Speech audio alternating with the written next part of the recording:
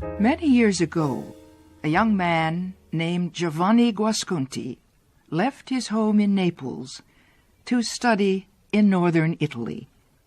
He rented a small room on the top floor of a dark and ancient palace. Long ago, the building had belonged to a noble family. Now, an old woman, Signora Lisabetta, rented its rooms to students at the University of Padua. Giovanni's room had a small window. From it, he could see a large garden that had many plants and flowers. "Does the garden belong to you?" he asked Signora Lisabetta one day. "Oh, no," she said quickly. "That garden belongs to the famous doctor, Giacomo Rappaccini. People say he uses those plants to make strange kinds of medicine. He lives in that small brown house in the garden with his daughter Beatrice." Giovanni often sat by his window to look at the garden. He had never seen so many different kinds of plants. They all had enormous green leaves and magnificent flowers in every color of the rainbow. Giovanni's favorite plant was in a white marble vase near the house. It was covered with big purple flowers. One day, while Giovanni was looking out his window, he saw an old man in a black cape walking in the garden. The old man was tall and thin. His face was an unhealthy yellow color. His black eyes were very cold. The old man wore thick gloves on his hands and a mask over his mouth and nose. He walked carefully among the plants, as if he were walking among wild animals or poisonous snakes. Although he looked at the flowers very closely, he did not touch or smell any of them. When the old man arrived at the plant with the big purple flowers, he stopped. He took off his mask and called loudly, "Beatrice, come help me." "I am coming, Father. What do you want?" answered a warm young voice from inside the house. A young woman came into the garden. Her thick dark hair fell around her shoulders in curls. Her cheeks were pink, and her eyes were large and black. She seemed full of life, health, and energy as she walked among the plants. Giovanni thought she was as beautiful as the purple flowers in the marble vase. The old man said something to her. She nodded her head as she touched and smelled the flowers that her father had been so careful to avoid. Several weeks later, Giovanni went to visit Pietro Baglioni, a friend of his father's. Professor Baglioni taught medicine at the university. During the visit, Giovanni asked about Dr. Rappaccini. "He is a great scientist," Professor Baglioni replied, "but he is also a dangerous man." "Why?" asked Giovanni. The older man shook his head slowly. "Because Rappaccini cares more about science than he does about people.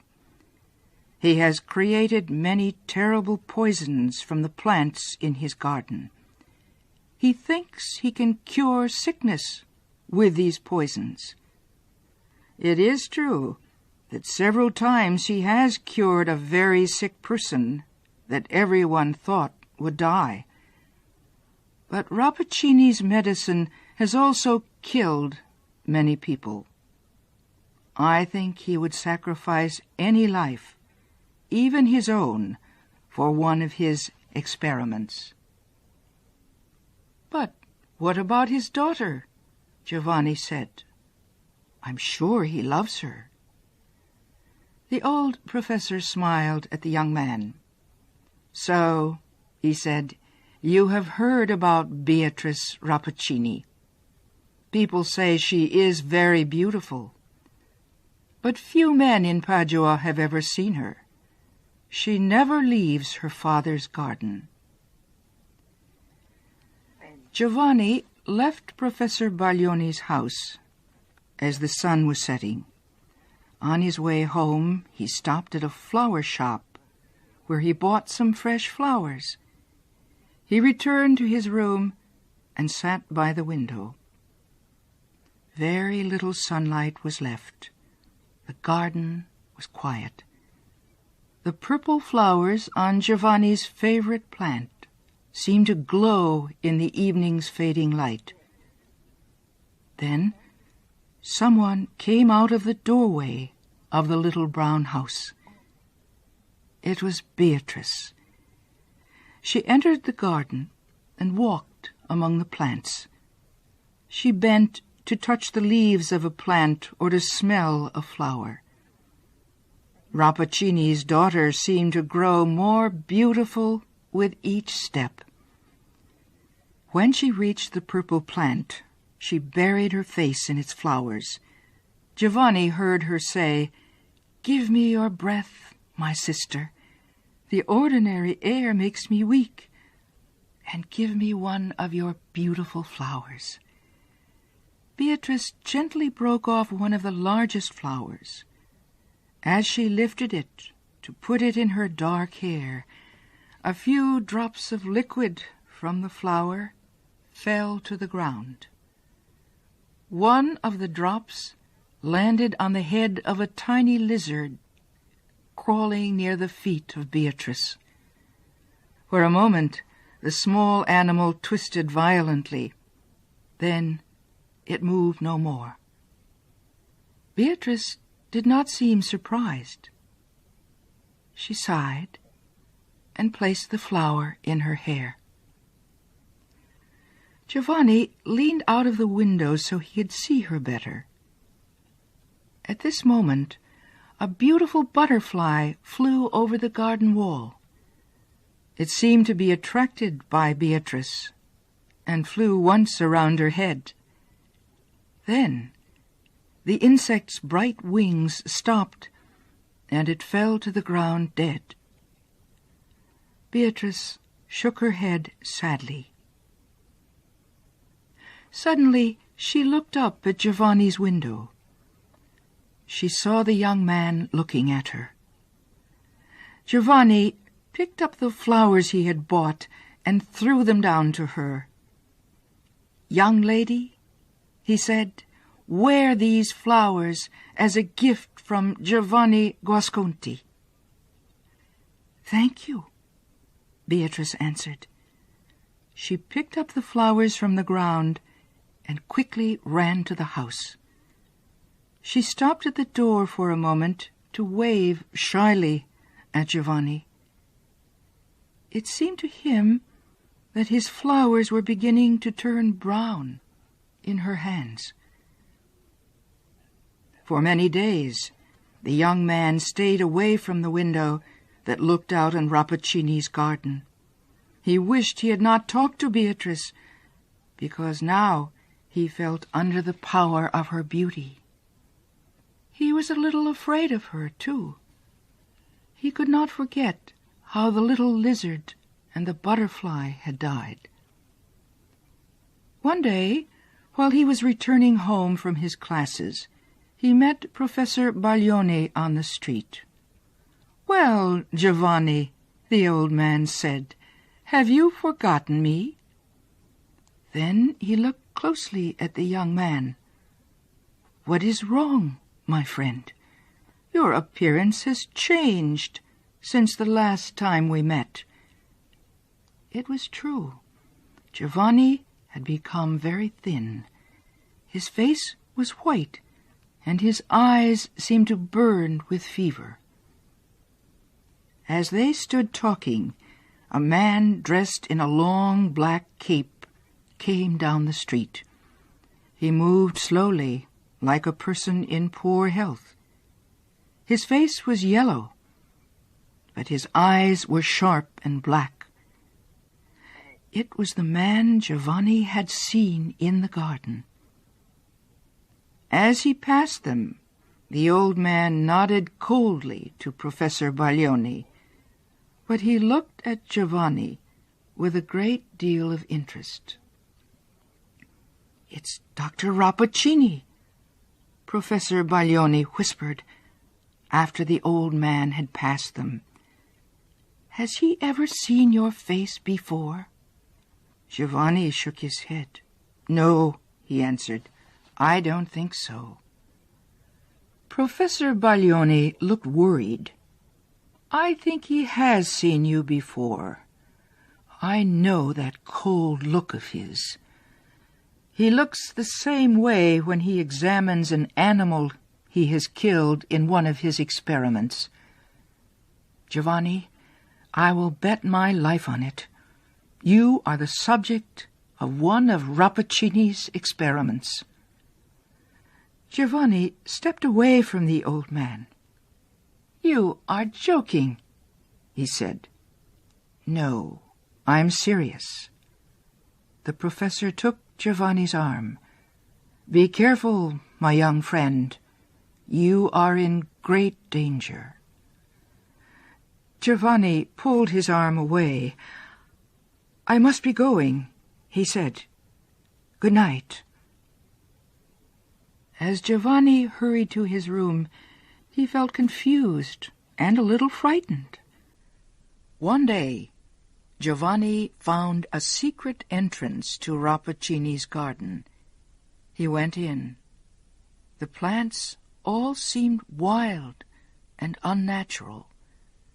Giovanni realized that Rappaccini must have created these strange and terrible flowers through his experiments.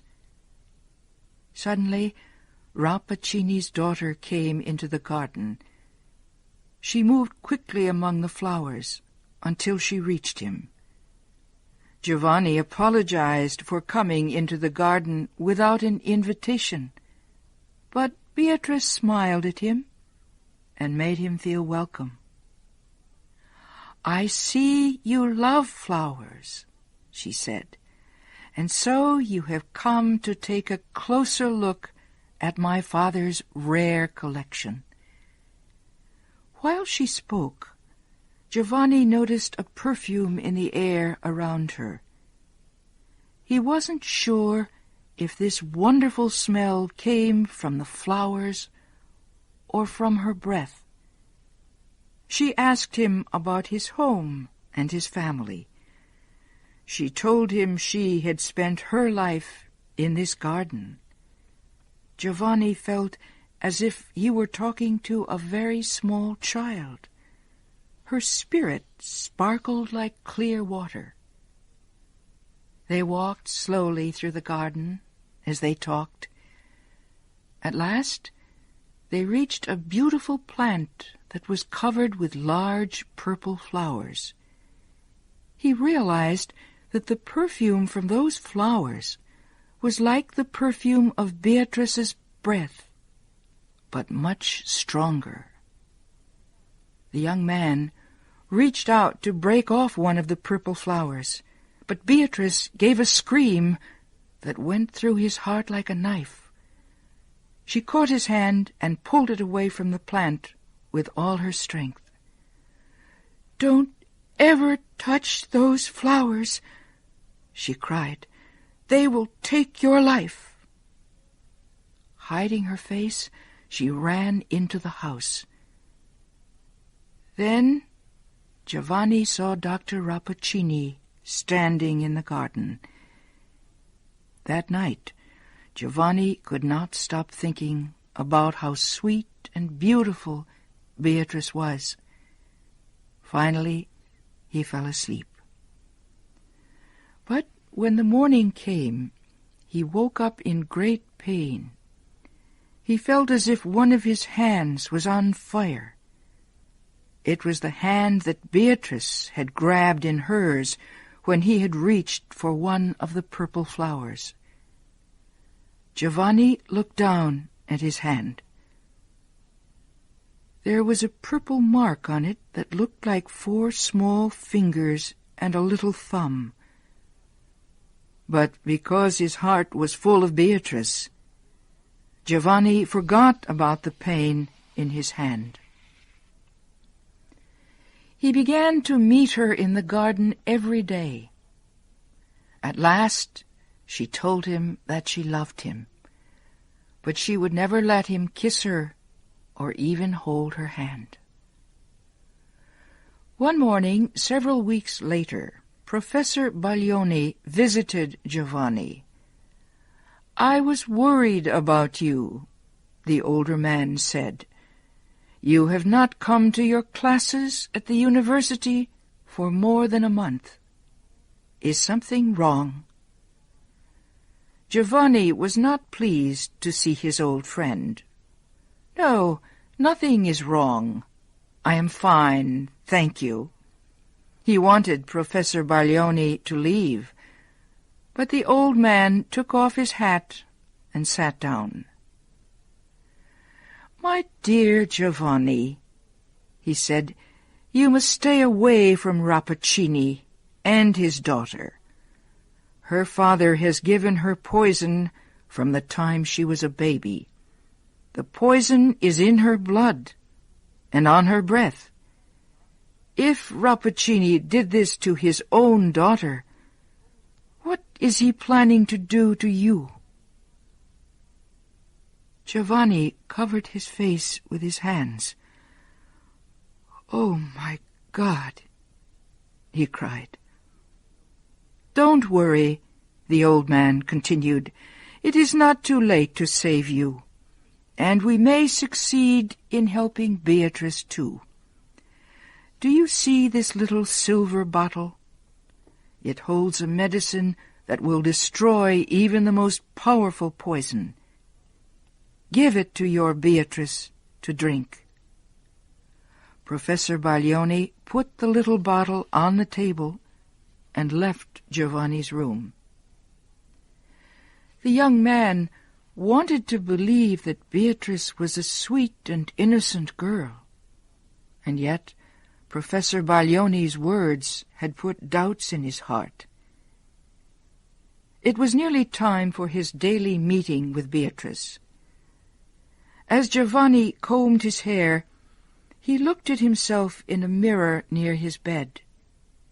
He could not help noticing how handsome he was. His eyes looked particularly bright, and his face had a healthy, warm glow. He said to himself, "At least her poison has not gotten into my body yet."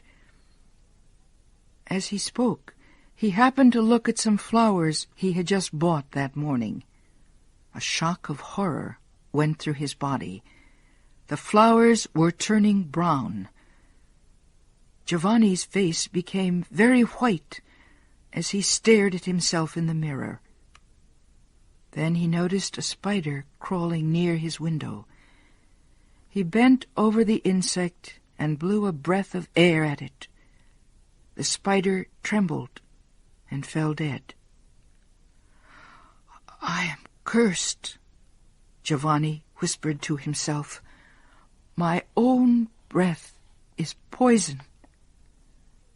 At that moment, a rich, sweet voice came floating up from the garden.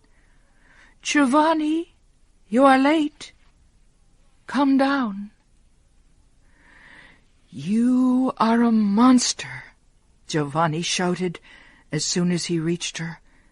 "And with your poison you have made me into a monster too. I am a prisoner of this garden." "Giovanni," Beatrice cried, looking at him with her large bright eyes, "why are you saying these terrible things? It is true that I can never leave this garden, but you are free to go wherever you wish." Giovanni looked at her with hate in his eyes. Don't pretend that you don't know what you've done to me."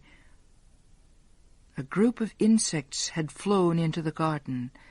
They came toward Giovanni and flew around his head. He blew his breath at them.